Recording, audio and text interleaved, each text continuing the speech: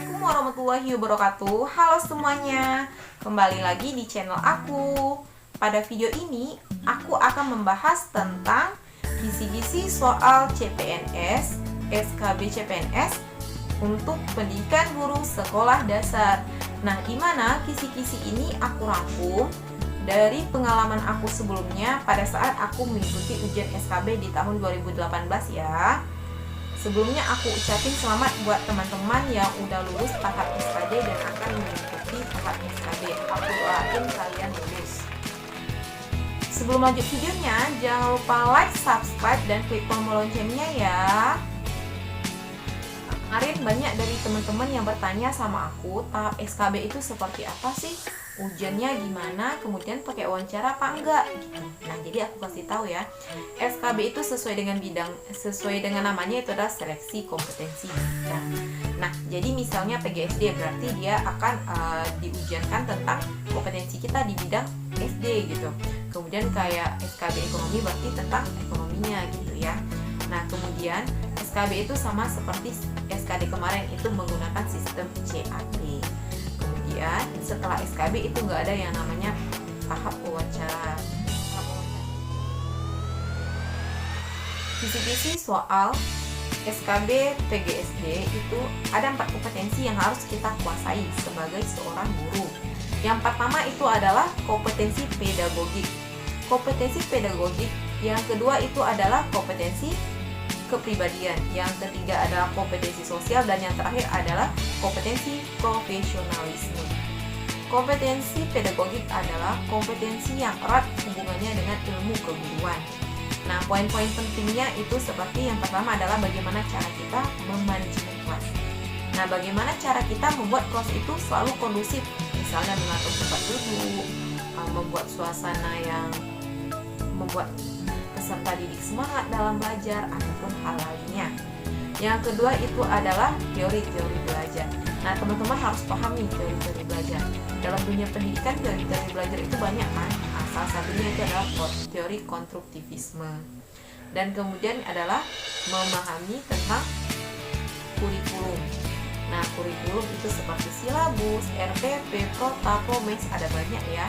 Namun yang aku khususin di sini itu adalah komponen RPP. Nah, pada saat aku ujian itu komponen RPP itu ada 11 poin.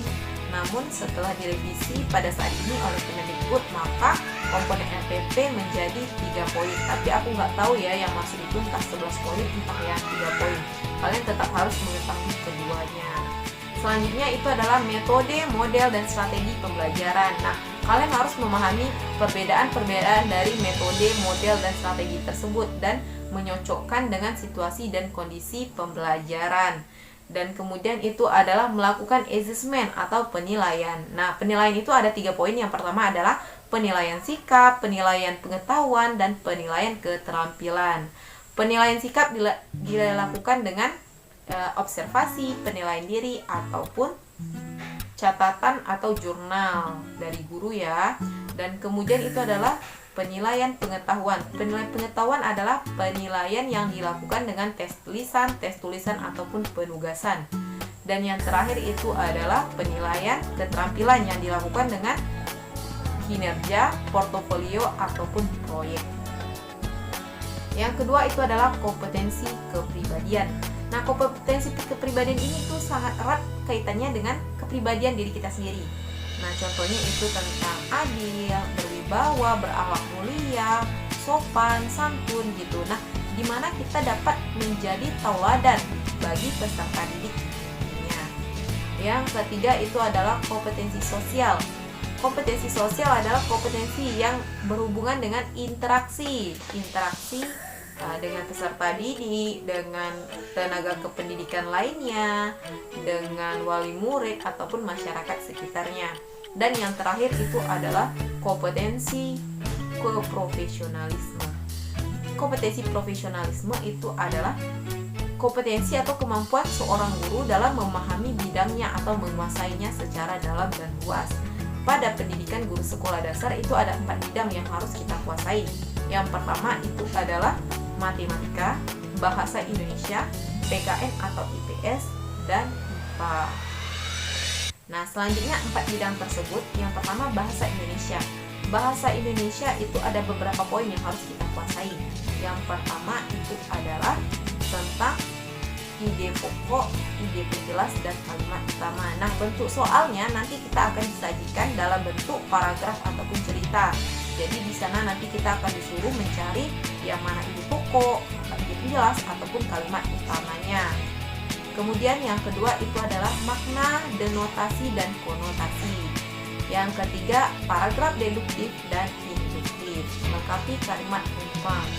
Yang kelima itu kalimat baku dan tidak baku. Nah, pada kalimat baku dan tidak baku ini cukup mudah ya menurut aku. Jika kalian menguasai bahasa Indonesia yang benar dan tepat, maka kalian akan mudah mencari yang mana kalimat baku dan mana yang tidak baku. Dan yang terakhir itu adalah kalimat efektif dan tidak efektif. Selanjutnya bidang kedua itu adalah PKN atau IPS. Poin pertama itu adalah pengamalan sila dalam Pancasila. Nah, ini hampir sama seperti TWK kemarin ya. Pengamalan sila dalam Pancasila di dalam kehidupan sehari-hari. Yang kedua itu adalah panitia 9. Nah, siapa ketuanya, siapa anggotanya gitu. Dan yang ketiga itu adalah kerajaan-kerajaan Islam di Nusantara. Nah, misalnya kerajaan Islam di Nusantara yang paling tua kerajaan apa gitu. Dan kemudian kerajaan yang terletak di Jogja itu adalah kerajaan apa gitu ya. Jadi seperti itu.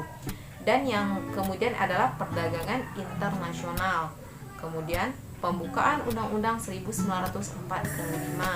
Dan yang terakhir itu adalah negara-negara ASEAN.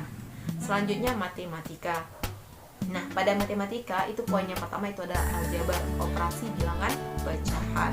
Yang kedua itu adalah pengolahan data. Nah, pengolahan data itu kita akan disuruh mencari mean, median, atau modus. Mean adalah rata-rata, median adalah nilai tengah, dan modus adalah nilai yang sering muncul. Nah, kemudian itu adalah perbandingan senilai dan tidak senilai. Perbandingan senilai dan tidak senilai itu kemarin pada SKD masuk pada Q ya. Dan kemudian itu adalah bangun datar seperti lingkaran, persegi panjang, persegi, segitiga, jajar genjang, trapesium, ataupun bangun datar lainnya. Dan kemudian itu adalah luas permukaan. Nah, kemarin itu tentang luas permukaan tabung dan kubus ya, tapi kalian harus tetap mengetahui luas permukaan yang lainnya. Dan kemudian itu adalah faktorisasi, FPB dan KPK. Bagaimana cara menentukan FPB dan KPK? Nah, kalau FPB dan KPK nanti bentuk soalnya misalnya si A berangkat pukul 18.00, si B berangkat pukul 18.20. Mereka berangkat pukul berapakah bersamaannya nanti gitu. Seperti itu misalnya ya. Dan yang kemudian itu adalah diagram.